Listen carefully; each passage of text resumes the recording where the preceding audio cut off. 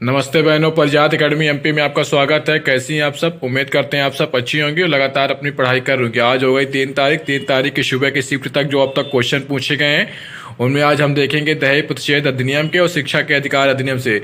इन दोनों अधिनियम से सबसे ज़्यादा क्वेश्चन पूछे जा रहे हैं, इसलिए अधिनियम वाले टॉपिक से इस दहेज प्रतिषेध अधिनियम और शिक्षा के अधिकार अधिनियम को जरूर पढ़ के जाएं। जिनका पेपर आगे यानी 4 को है, 5 को है, 6 को है, 7 है, 8 को है।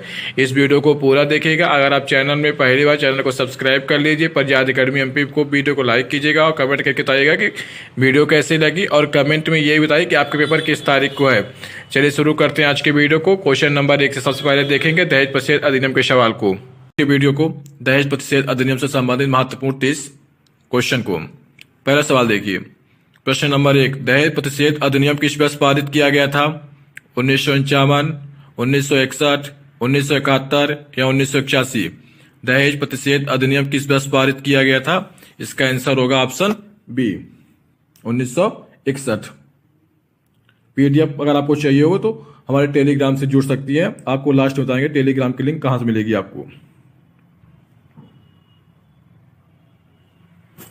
अगला सवाल देखिए, दहेज प्रतिषेध अधिनियम 1961 के अंतर्गत दहेज की परिभाषा क्या है?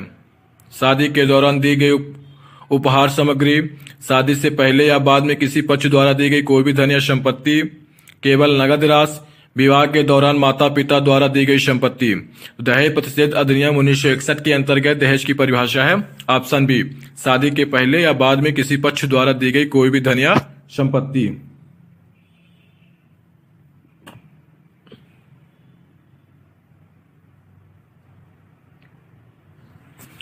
दहेज मांगने पर अधिकतम सजा क्या है?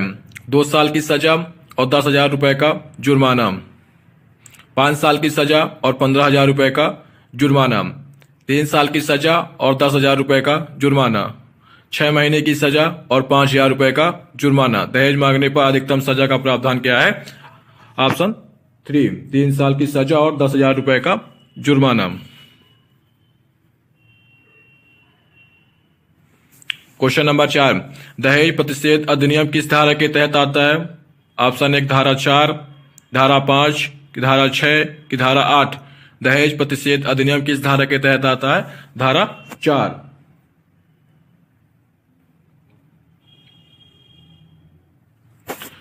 क्वेश्चन नंबर 5 देखिए, दहेज लेने या देने की सूचना देने का अधिकार किसे होता है? केवल वधू के माता पिता को, केवल वर के माता पिता को, किसी भी व्यक्ति को, केवल पुलिस अधिकारी को? दहेज लेने या देने की सूचना का अधिकार किसे होता है?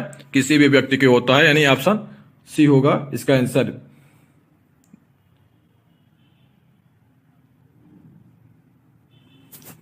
क्वेश्चन नंबर 6 देखिए, दहेज प्रतिषेध अधिनियम का उद्देश्य क्या है? विवाह की कानूनी प्रक्रिया को सरल बनाना, शादी में अधिक उपहारों को बढ़ावा देना, दहेज प्रथा को समाप्त करना, विवाह के समय अतिरिक्त कर लगाना।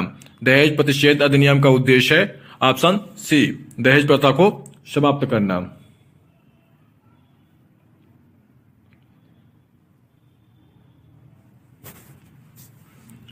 यदि दहेज के कारण किसी महिला की मृत्यु हो जाती है तो इसे किस रूप में माना जाएगा? आत्महत्या, दुर्घटना, दहेज मृत्यु या घरेलू हिंसा? इसका आंसर आप लोग कमेंट में दीजिएगा, इसका आंसर क्या होगा।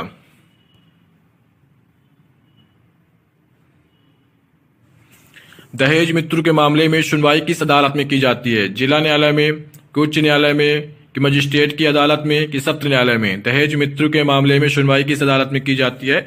सत्र न्यायालय में।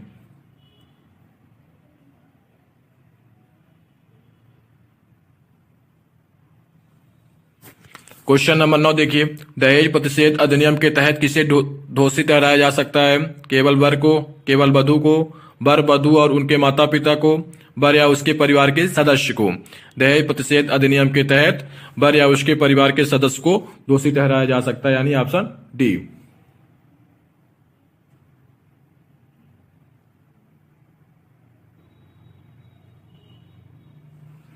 दहेज विरोधी कानून के तहत शिकायत दर्ज कराने की समय सीमा क्या है? घटना के 1 वर्ष के भीतर, घटना के 2 वर्ष के भीतर, घटना के 3 वर्ष के भीतर, या समय सीमा की कोई सीमा नहीं है। दहेज विरोधी कानून के तहत शिकायत दर्ज कराने की सीमा है, समय सीमा की कोई इसमें सीमा नहीं होती, आप कभी भी शिकायत दर्ज करा सकती हैं। दहेज प्रतिषेध अधिनियम 1961 के तहत दहेज लेना या देना किस प्रकार का अपराध है?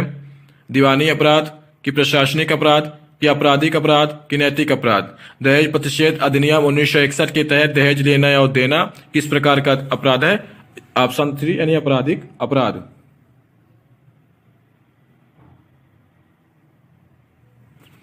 क्वेश्चन नंबर 12 देखिए, दहेज प्रतिषेध अधिनियम के अनुसार दहेज की परिभाषा में निम्नलिखित में से कौन शामिल नहीं है?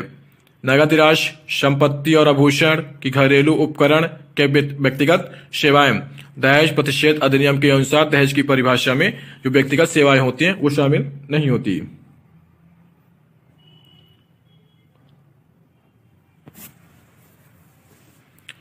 क्वेश्चन नंबर 13 देखिए, दहेज प्रतिषेध अधिनियम की धारा 8 के अनुसार इस अधिनियम के अंतर्गत दायर मामलों की सुनवाई कौन करता है?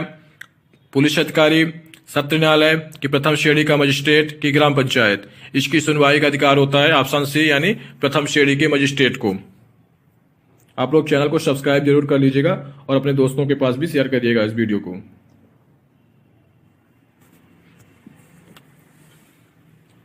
यदि कोई व्यक्ति दहेज मांगते हुए पकड़ा जाता है तो उसे कौन सी धारा के तहत दंडित किया जाएगा? धारा 3, धारा 4, धारा 6 या धारा 7? यदि कोई व्यक्ति दहेज मांगते समय पकड़ा जाता है तो उसे कौन सी धारा के तहत दंडित किया जाएगा? धारा 6 यानी ऑप्शन सी, सॉरी धारा 4 होगा इसका आंसर।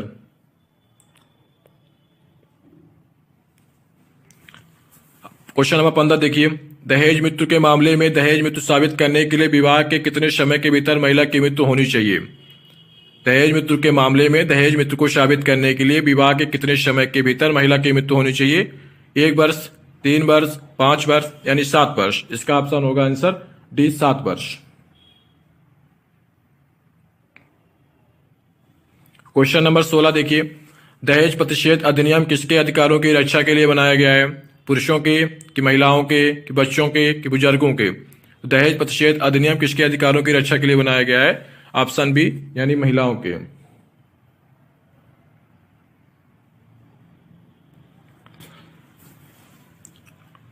क्वेश्चन नंबर 17 देखिए, दहेज प्रतिषेध अधिनियम 1961 में किस प्रकार की संपत्ति को दहेज माना गया है? केवल चल संपत्ति, केवल अचल संपत्ति, चल और अचल दोनों संपत्तियां, कि केवल जमीन? ऑप्शन सी होगा इसका आंसर, चल और अचल दोनों संपत्तियां।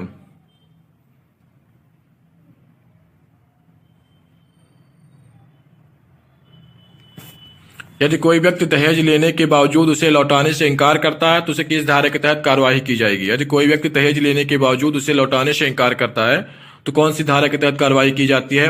ऑप्शन 1 धारा 3, धारा 6, धारा 7, धारा 5? इसका आंसर होगा धारा 6 यानी ऑप्शन बी। आप लोग इसको रट लीजिएगा, धारा से क्वेश्चन एक आएगा ही आएगा, एक क्वेश्चन पक्का है धारा से क्वेश्चन आएगा।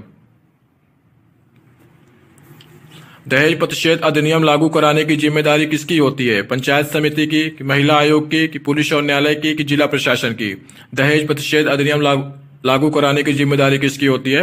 ऑप्शन सी यानी पुलिस और न्यायालय की।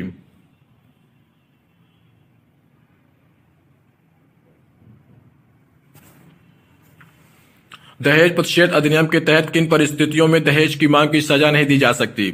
ऑप्शन 1 दहेज स्वेच्छा से दिया गया हो, या दहेज की मांग मौखिक रूप से की गई हो, या दहेज लेने वाला दोषी न पाया गया हो, या दहेज की राशि बहुत कम हो?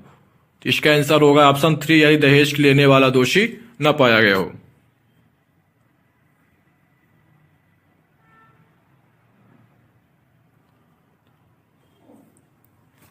क्वेश्चन नंबर 21 देखिए, दहेज प्रतिषेध अधिनियम 1961 के अनुसार दहेज की परिभाषा किस कानून के तहत दी गई है?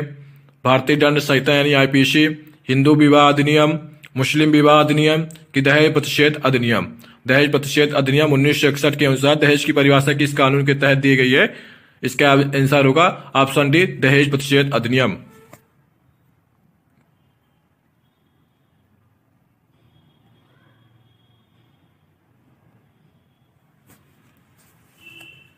दहेज प्रतिषेध अधिनियम के तहत दहेज दिया जाता हो तो उसे कब तक लौटाना आवश्यक है?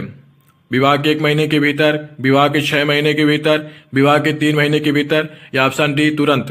तो दहेज प्रतिषेध अधिनियम के तहत दहेज दिया जाता हो तो उसे कब तक लौटाना आवश्यक है? तुरंत। इसका आंसर होगा तुरंत।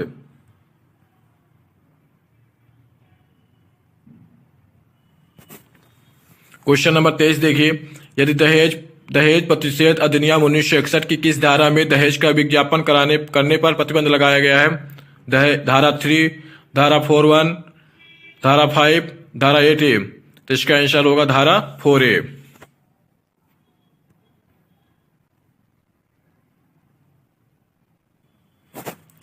क्वेश्चन नंबर 24 देखिए, दहेज प्रतिषेध अधिनियम के तहत किसे दहेज अधिकारी नियुक्त करने का अधिकार है? दहेज अधिकारी कौन नियुक्त कर सकता है? राज्य सरकार, केंद्र सरकार, कि जिला कलेक्टर, कि स्थानीय निकाय? दहेज अधिकारी नियुक्त करने का अधिकार आपको राज्य सरकार देती है, राज्य सरकार।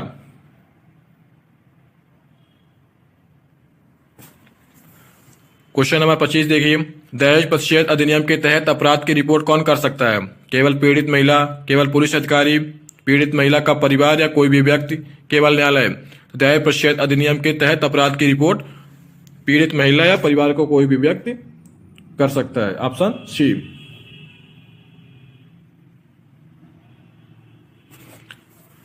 दहेज प्रतिषेध अधिनियम के अनुसार दहेज विरोधी मामलों में आरोप सिद्ध करने का भार किस पर होता है? अभियोजन पक्ष, आरोपी, महिला के माता पिता, या न्यायालय? तो दहेज प्रतिषेध अधिनियम के अनुसार दहेज विरोधी मामलों में आरोप सिद्ध करने का पक्ष का भार किस पर होता है? आरोपी के ऊपर।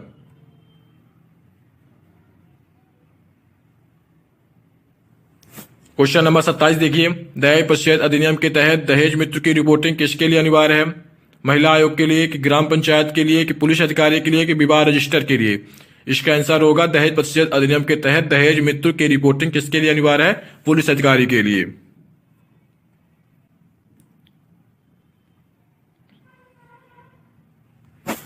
क्वेश्चन नंबर 28 देखिए, दहेज प्रतिषेध अधिनियम 1961 के अंतर्गत किसे दोषी पाए जाने पर सरकारी नौकरी से बर्खास्त किया जा सकता है? केवल आरोपी के माता पिता को, केवल वर को, आरोपी वर या उसके परिवार के सदस्य, या कोई नहीं? किसे सरकारी नौकरी से बर्खास्त किया जाएगा दोषी पाए जाने पर? आरोपी के वर या उसके परिवार के सदस्य को, माता पिता हो, कोई भी परिवार के सदस्य होना चाहिए।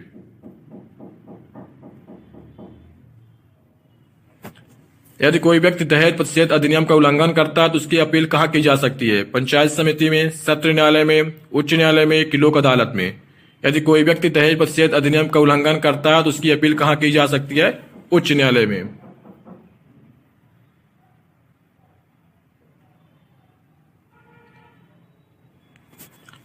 आज का अंतिम सवाल देखिए, दहेज प्रतिषेध अधिनियम के तहत किसी व्यक्ति को पहली बार दोषी पाए जाने पर न्यूनतम सजा क्या होती है? 6 महीने की जेल, 1 साल की जेल, 5 साल की जेल, कोई न्यूनतम सजा नहीं है। पहली बार अगर आप दोषी पाए जाते हैं तो 6 महीने की जेल उसको हो सकती है। पहला सवाल देखिए, शिक्षा का अधिकार अधिनियम भारत में कब लागू हुआ था? 1 अप्रैल 2010, 15 अगस्त 2009, 26 जनवरी 2011, या 5 सितंबर 2012? शिक्षा का अधिकार अधिनियम भारत में कब लागू हुआ था? 1 अप्रैल 2010 को।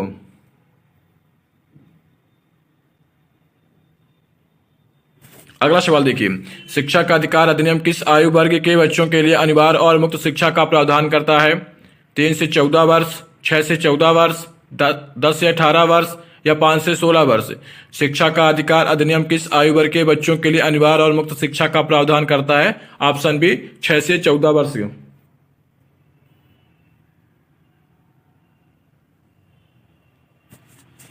क्वेश्चन नंबर 3 देखिए, शिक्षा का अधिकार अधिनियम किस अनुच्छेद के तहत शामिल है? अनुच्छेद 15, अनुच्छेद 19, अनुच्छेद 21A, अनुच्छेद 29? शिक्षा का अधिकार अधिनियम किस अनुच्छेद के तहत शामिल है? अनुच्छेद 21A।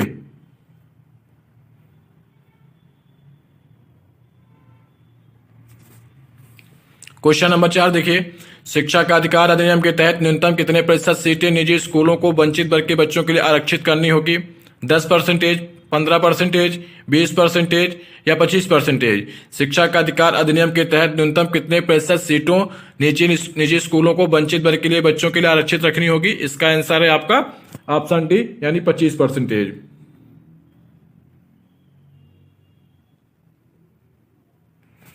क्वेश्चन नंबर 5, आरटीई अधिनियम के अनुसार किस प्रकार की शिक्षा प्रदान की जानी चाहिए? केवल सैद्धांतिक, व्यावसायिक शिक्षा, निःशुल्क और अनिवार्य प्राथमिक शिक्षा, केवल उच्च शिक्षा?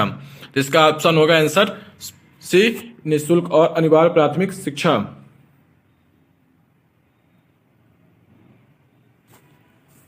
क्वेश्चन नंबर 6 देखिए, शिक्षा का अधिकार अधिनियम के अंतर्गत स्कूलों की जिम्मेदारी क्या है?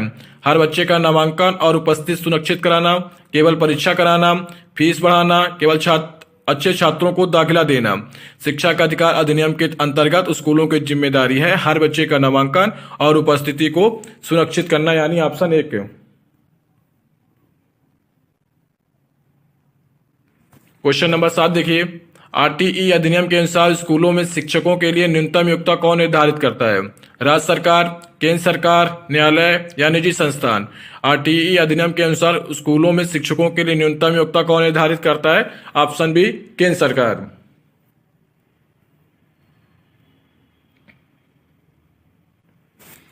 क्वेश्चन नंबर 8 देखिए, शिक्षा का अधिकार अधिनियम के तहत बच्चों को स्कूल से निकाला जा सकता है या नहीं? ऑप्शन देखिए, हाँ, नहीं, केवल विशेष मामलों में, केवल माता पिता की सहमति से। शिक्षा के अधिकार अधिनियम के तहत बच्चों को स्कूल से निकाला जा सकता है या कि नहीं? बच्चों को स्कूल से नहीं निकाला जा सकता, यानी ऑप्शन बी, किसी भी परिस्थिति में बच्चों को स्कूल से नहीं निकाला जा सकता।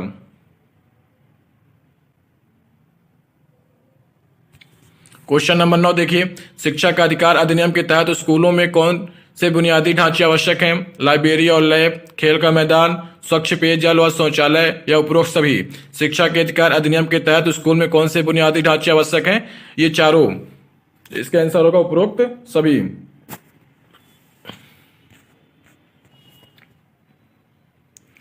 क्वेश्चन नंबर 10 देखिए, शिक्षा का अधिकार अधिनियम के तहत शिक्षा किस भाषा में दी जानी चाहिए? अंग्रेजी, मातृभाषा या क्षेत्रीय भाषा, संस्कृत या किसी भी भाषा में? शिक्षा के अधिकार अधिनियम के तहत शिक्षा किस भाषा में दी जानी चाहिए? मातृभाषा और क्षेत्रीय भाषा में।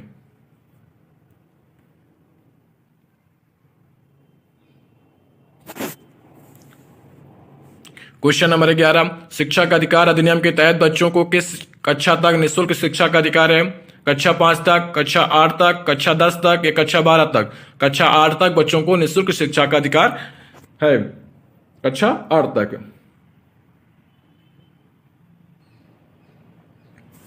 शिक्षा का अधिकार अधिनियम के अंतर्गत निजी स्कूलों को वंचित वर्ग के बच्चों के लिए आरक्षित सीटें की लागत कौन वहन करता है? निजी स्कूल, राज्य सरकार, केंद्र सरकार, केंद्र और राज्य सरकार मिलकर? तो इसका आंसर होगा ऑप्शन डी, केंद्र और राज्य सरकार मिलकर।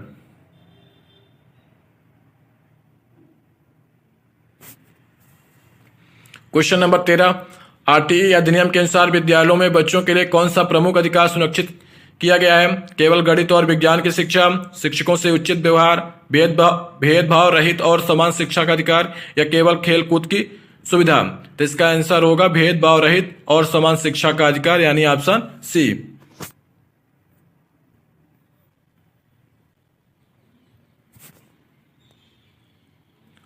क्वेश्चन नंबर 14 देखिए, शिक्षा का अधिकार अधिनियम के तहत कितने किलोमीटर के भीतर प्राथमिक विद्यालय होना आवश्यक है?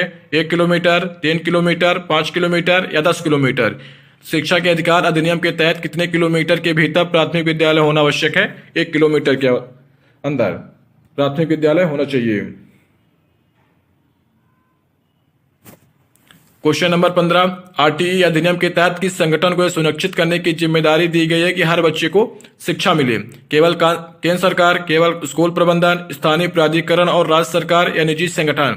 तो आरटीई अधिनियम के तहत किस संगठन को सुनिश्चित करने की जिम्मेदारी दी गई कि हर बच्चे को शिक्षा मिले? इसका आंसर होगा ऑप्शन सी, यानी स्थानीय प्राधिकरण और राज्य सरकार।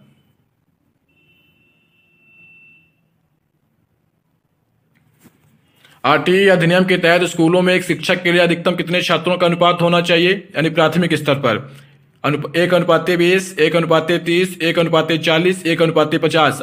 आरटीई अधिनियम के तहत स्कूलों में एक शिक्षक के लिए अधिकतम कितने छात्रों का अनुपात होना चाहिए? 1:30।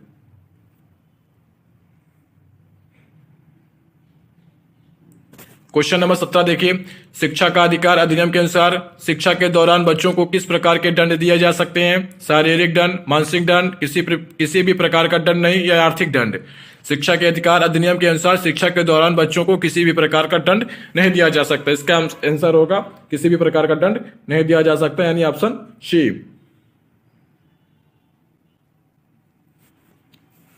शिक्षा के अधिकार अधिनियम के तहत कितनी प्रतिशत शिक्षकों की उपस्थिति स्कूल में अनिवार्य है?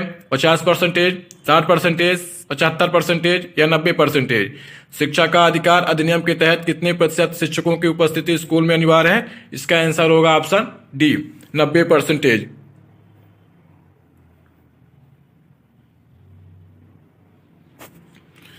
क्वेश्चन नंबर 19 देखिए, शिक्षा का अधिकार अधिनियम किस प्रकार की शिक्षा प्रणाली को बढ़ावा देता है? प्रतियोगी शिक्षा, समावेशी शिक्षा, तकनीकी शिक्षा या उच्च शिक्षा? शिक्षा के अधिकार अधिनियम के तहत किस प्रकार की शिक्षा प्रणाली को बढ़ावा देता है? ऑप्शन बी, समावेशी शिक्षा।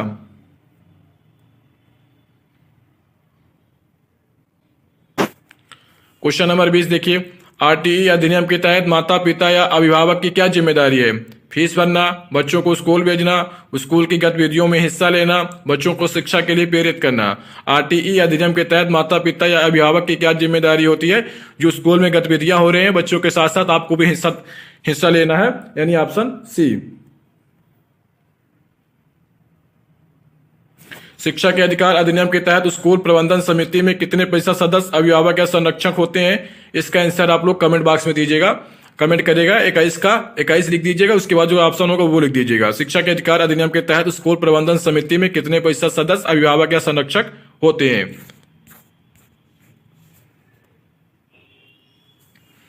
क्वेश्चन नंबर 22 देखिए, शिक्षा का अधिकार अधिनियम के तहत किसे वंचित वर्ग के अंतर्गत रखा गया है? आर्थिक रूप से कमजोर वर्ग यानी ईडब्ल्यूएस, अनुसूचित जाति और अनुसूचित जनजाति, विकलांग बच्चे या उपरोक्त सभी? शिक्षा के अधिकार अधिनियम के तहत किसे वंचित वर्ग के अंतर्गत रखा गया है? ईडब्ल्यूएस को भी, अनुसूचित जाति को भी, अनुसूचित जनजाति को भी और जो विकलांग बच्चे उनको, यानी सभी को। उसका आंसर होगा उपरोक्त सभी।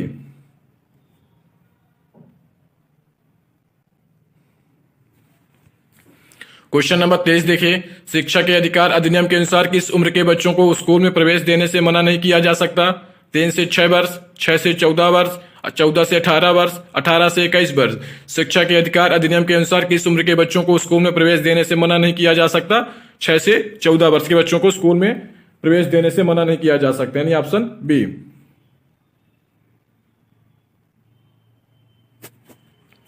क्वेश्चन नंबर 24 देखिए, शिक्षा का अधिकार अधिनियम के तहत शिक्षकों पर कौन सी गतिविधियां प्रतिबंधित हैं? ट्यूशन पढ़ाना, चुनावी कार्यों में भाग लेना, स्कूल प्रबंधन में हिस्सा लेना या खेल सिखाना? शिक्षा के अधिकार अधिनियम के तहत शिक्षकों पर कौन सी गतिविधियां प्रतिबंधित होती हैं? आप ट्यूशन नहीं पढ़ा सकते अपने घर में। यदि कोई स्कूल आरटीई नियमों का पालन नहीं करता या उसके खिलाफ कार्रवाई कौन कर सकता है? स्थानीय प्राधिकरण, केंद्र सरकार, राज्य शिक्षा विभाग या न्यायालय? यदि कोई स्कूल आरटीई नियमों का पालन नहीं कर सकता उसके खिलाफ कार्रवाई कौन करता है? स्थानीय प्राधिकरण, यानी ऑप्शन 1।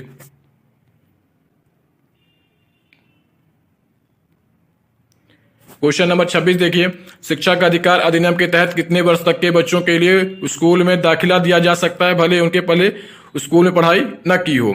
शिक्षा के अधिकार अधिनियम के तहत कितने वर्ष तक के बच्चों के लिए स्कूल में दाखिला दिया जा सकता है भले उन्होंने स्कूल में पढ़ाई न की हो? इसका आंसर होगा 14 वर्ष।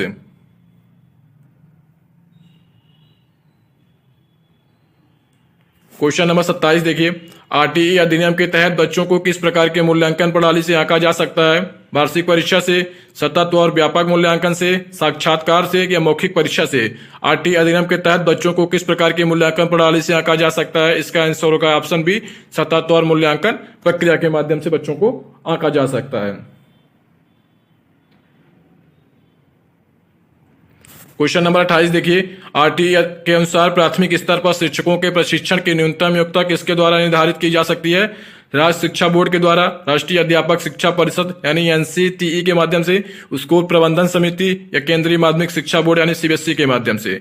आरटीई के अनुसार प्राथमिक स्तर पर शिक्षकों के प्रशिक्षण की न्यूनतम योग्यता का निर्धारण किसके द्वारा किया जाएगा? ऑप्शन बी, राष्ट्रीय अध्यापक शिक्षा परिषद के माध्यम से।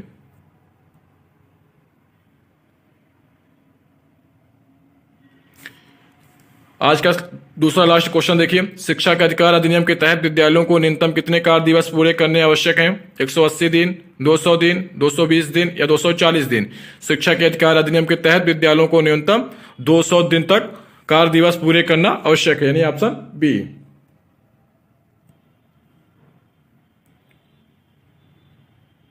आज का अंतिम सवाल देखिए, शिक्षा का अधिकार अधिनियम किस लक्ष्य को प्राप्त करने की दिशा में कार्य करता है? सभी के लिए उच्च शिक्षा, समान और समावेशी प्राथमिक शिक्षा या तकनीकी तकनीकी शिक्षा में वृद्धि या व्यवसायिक शिक्षा को बढ़ावा देना। तो शिक्षा का अधिकार अधिनियम किस लक्ष्य को प्राप्त करने की दिशा में कार्य करता है? समान और समावेशी जो प्राथमिक शिक्षा है उसको बढ़ाने के लिए काम करते हैं, दिशा प्राप्त करने के लिए काम करते हैं, यानी ऑप्शन बी। दोस्तों, अगर वीडियो अच्छी लगी हो, जानकारी आपको उपयोगी लगी हो तो वीडियो को लाइक करें और शेयर करें और हमारे चैनल परिजात एकेडमी एमपी को सब्सक्राइब जरूर